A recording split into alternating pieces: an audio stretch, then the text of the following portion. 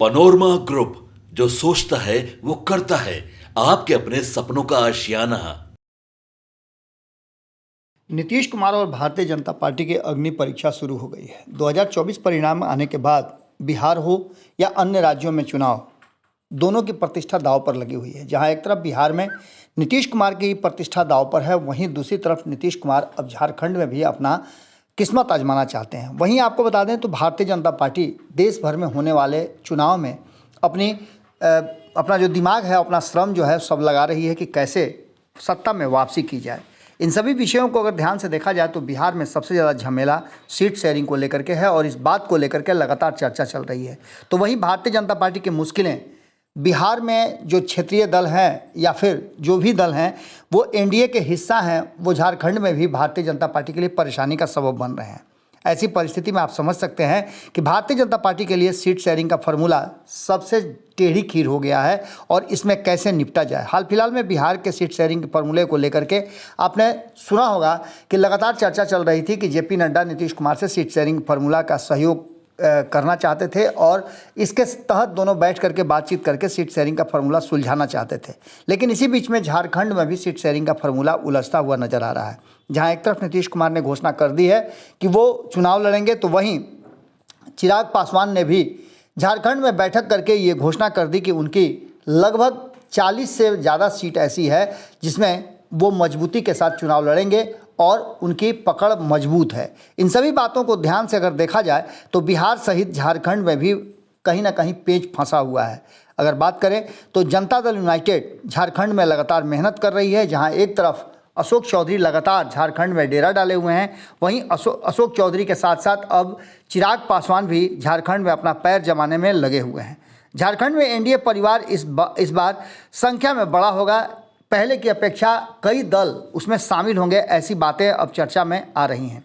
इसी बीच आपको बता दें कि जनता दल यूनाइटेड, लोक जनशक्ति पार्टी रामविलास और इसके साथ साथ जीतन राम मांझी की पार्टी हिंदुस्तानी आवाम भी अब झारखंड में चुनाव लड़ना चाहती है। वो खास करके गया जिले से सटे होने के कारण और वहां के वो सांसद चुने गए हैं, तो उनकी इच्छा और बलवती हो गई है कि वो झारखंड में भी अपनी पकड़ बना सकते हैं और राष्ट्रीय पार्टी बनने की दिशा में वो आगे बढ़ रहे हैं। बीच में आपने देखा भी होगा, सुना होगा कि किस तरह से हिंदुस्तानी आवाम पार्टी छोटी छोटी पार्टियों को देश भर में अपनी पार्टी में विलय करा रही है। इन सभी को लेकर के आजसू भी वहाँ भाजपा की बहुत पुरानी सहयोगी है। इन सभी बातों को लेकर के झारखंड में सीट शेयरिंग के फॉर्मूले को लेकर के अब मामला बहुत तेज़ी से चर्चा में आने लगा है। इसमें कहा यह जा रहा है कि जिस तरह से मांगी जा रही है सीटें, उसको देने में कहीं ना कहीं भारतीय जनता पार्टी को परेशानी होगी। कुल 81 सीटें झारखंड विधानसभा की है जिस पर चुनाव होने हैं और इन सीटों पर भारतीय जनता पार्टी को अधिक सीटों पर लड़ करके अपनी सरकार वहां बनानी है।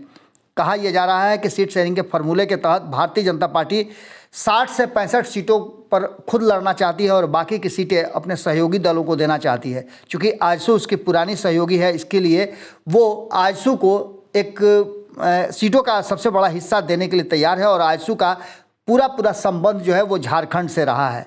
इसके साथ साथ बाकी की शेष सीटें जो बचेंगी उसमें वो जीतन राम मांझी सहित चिराग पासवान और नीतीश कुमार को देना चाहती है। अब देखना दिलचस्प होगा कि नीतीश कुमार कितनी सीटों पर मानते हैं। जहां एक तरफ अगर देखा जाए तो 60 सीटों के बाद जो 21 सीटें बचती है उसको लेकर के कहीं ना कहीं भारतीय जनता पार्टी मामले को सुलझाने में लगी हुई है और इन 21 सीटों में ही अपने सहयोगी दलों को बांट करके वो अपना कोरम पूरा करना चाहती है। इन सभी को अगर देखा जाए तो भारतीय जनता पार्टी के सीट शेयरिंग फॉर्मूले में नीतीश कुमार को छोड़ करके अगर देखा जाए तो चिराग पासवान, जीतन राम मांझी और आजसू लगभग तैयार हो गए हैं। और इतना ही नहीं, नीतीश कुमार जैसे ही हामी भरेंगे तो ये मामला भी सलट जाएगा। लेकिन जो वर्तमान परिस्थिति नज़र आ रही है उसमें सीटों के डिमांड जो उनके सहयोगी दल कर रहे हैं वो काफ़ी पेचीदा है।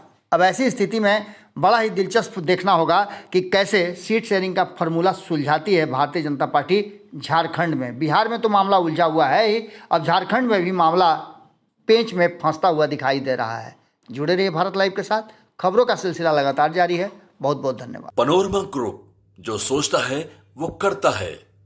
अगर ये वीडियो पसंद आई और वह बिहार के राजनीति और बिहारियत से सरोकार रखेनी तो सब्सक्राइब बटन दबा के चैनल के सब्सक्राइब कर ली। ओजे एगो घंटी बा, ओकरा बटन दबा देला से कुल सटीक और मारक खबर रुआ मुफ्त में मिल जाई। अगर रुआ पत्रकारिता के हमनी के नया प्रयोग में सहयोग कर चाहतानी तो ज्वाइन बटन दबा दी। पेटीएम नंबर नोट कर ली 9386816700। धन्यवाद।